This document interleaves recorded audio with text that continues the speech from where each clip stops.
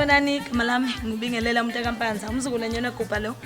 Namhlanje sila SSLMS lapho esizokhetha khona uMiss Zululand Intombi Nto 2025. Sesambileke siqale kwanongoma ngomsombuluko saze sayiphusha sayigcinisa lapha Olundi ngolesihlanu. Namhlanje ke yisonto sizokhipha khona ke uzime wethu. Ngicela ukuthi nime khona niphelele nje.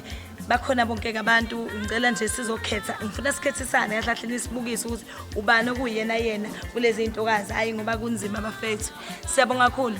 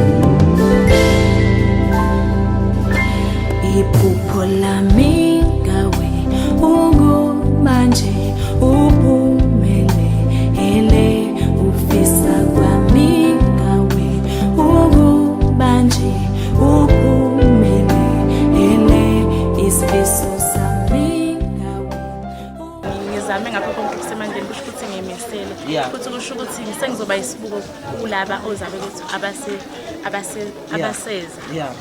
Uko wayiphupha yini ukwi-competition efana nalena uzogcina uthole i-crown lo suyithola namhlanje. Wayiphupha into enjalo noma nje ngiyaqala. Angikaze mina. Awukazi mina ngiphupha ngiyacula, ngiphupha ngistage. Yebo. Ngikaze ngaphupha ngishayile ezongenza i-crown yami. Wow. Engikhuthazayo ukuthi ngiyigcine ngibe intombi ngisuka endaweni yasemakhaya nginokubuka indlela esikhula ngayo ngibuke nendlela esiphila ngayo so nginothisile ukuthi isikhathi esiningi izingane ezincane zikhulela zincane futhi ezinye zigcina ixoshwa abazali emakhaya nxa ukuthi abayihloniphi imithetho yabazali manje mina isifiso sami ukuthi ngishintshe leyo nto leyo ngibatshengise ukuthi uyakhona ukuhlala ngentombi ukhule uze ufike kulowo mnyaka. Enye into engikhuthazayo ukuthi ngiyayibona ngiyinto enhle nami ngelinye ilanga because le ndlela yokutombi akusindlela ongathi ungahamba ugcina uyisola ifana nenye indlela yokuthi uma ubheme idakamizwa kuyenzeka ukuthi uyibheme uphile kodwa for sure ukuyibhema kwakho esigcina sakhona ukuthi ube ne-cancer yikho lokho kungenza ugquzeleke.